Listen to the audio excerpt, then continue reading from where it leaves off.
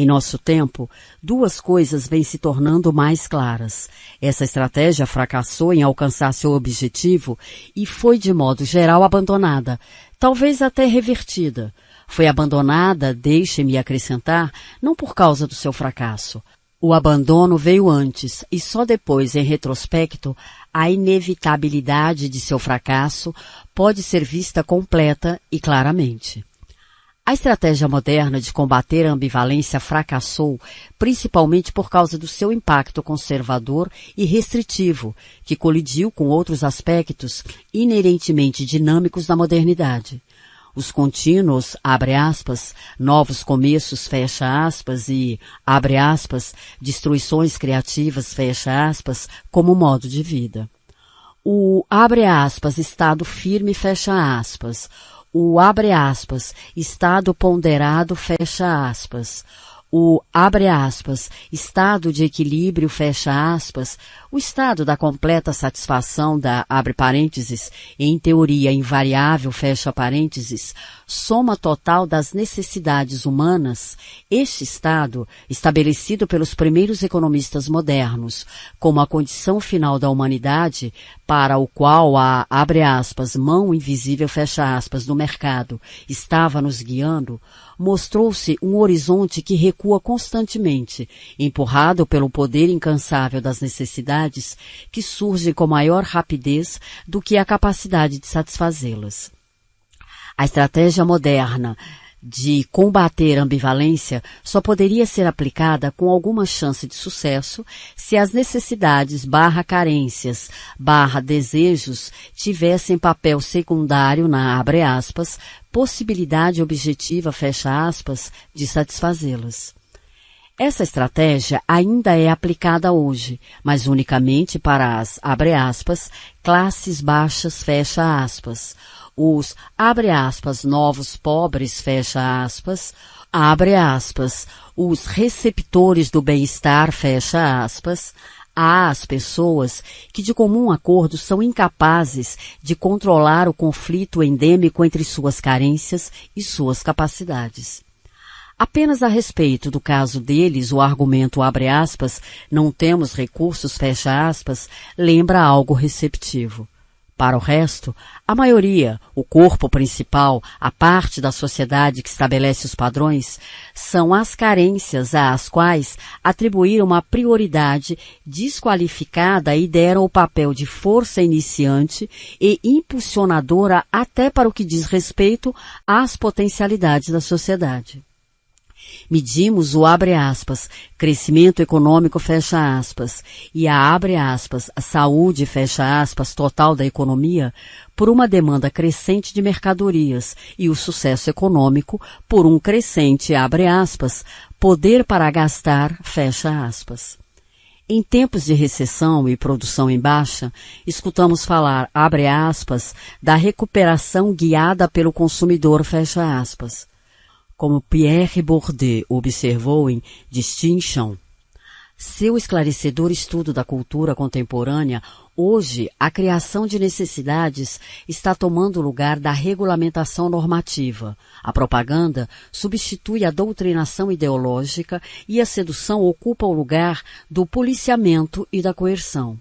Podemos dizer que a maior parte da população está integrada à sociedade contemporânea em seu papel de consumidora, não de produtora. E uma integração desse tipo só pode se manter enquanto as carências excederem o nível de suas satisfações atuais.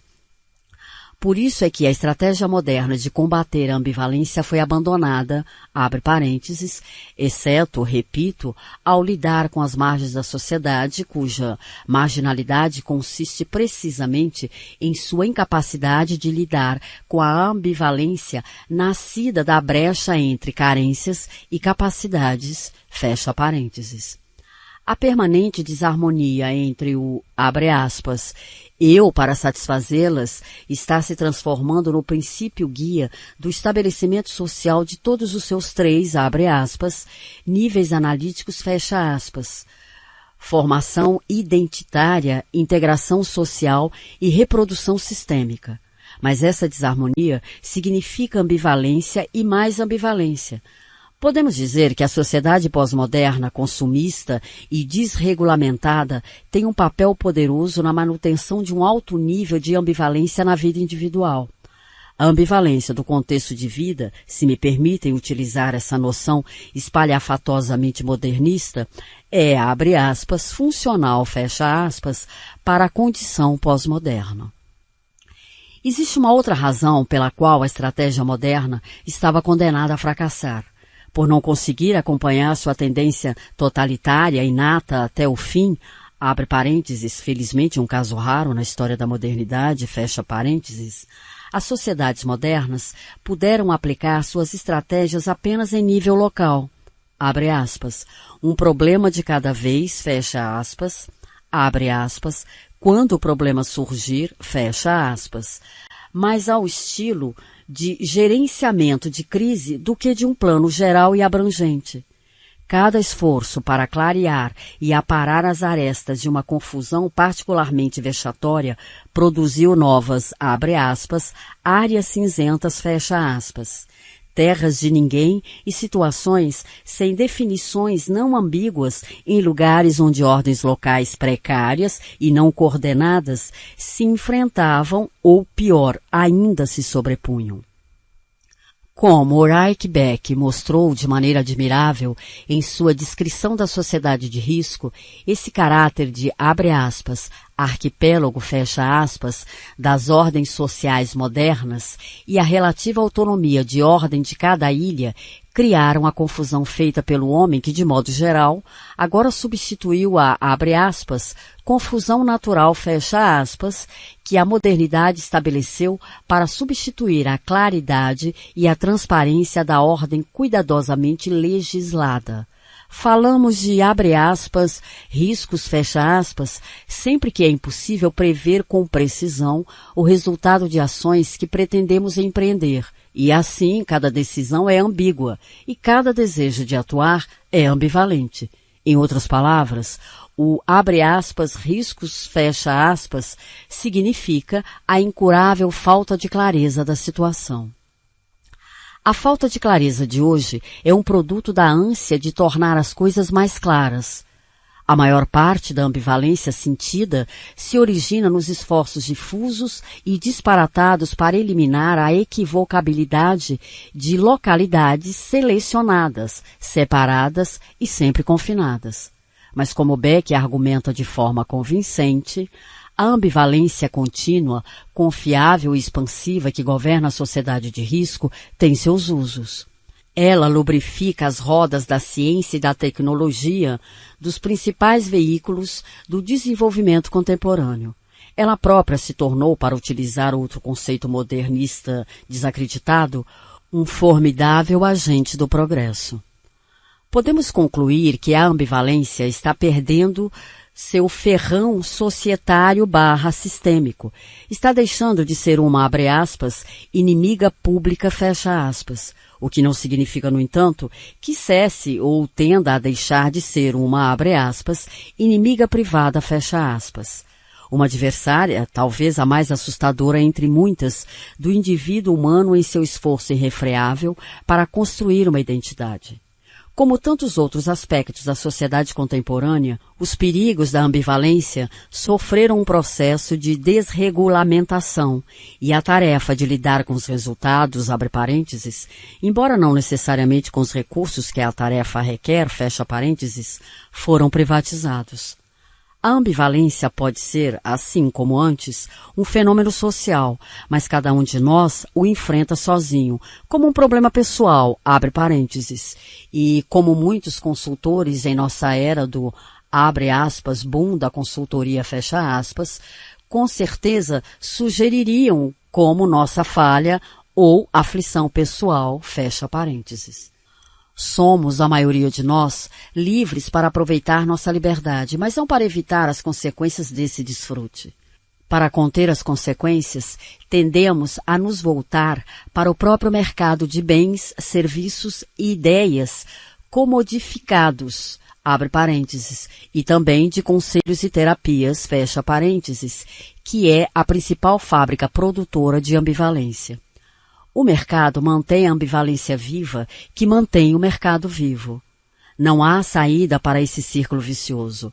Mas, desde os tempos do nó górdio, cada círculo vicioso cria a tentação de cortar e a demanda por facas afiadas. Daí resultam os sentimentos neotribais e fundamentalistas que, inevitavelmente, acompanham a atual privatização da ambivalência. Sua postura é a promessa de pôr um fim à agonia da escolha individual ao abolir a própria escolha, de curar a dor da incerteza e da hesitação individuais, terminando com a cacofonia de vozes que nos deixam inseguros da sabedoria de nossas decisões.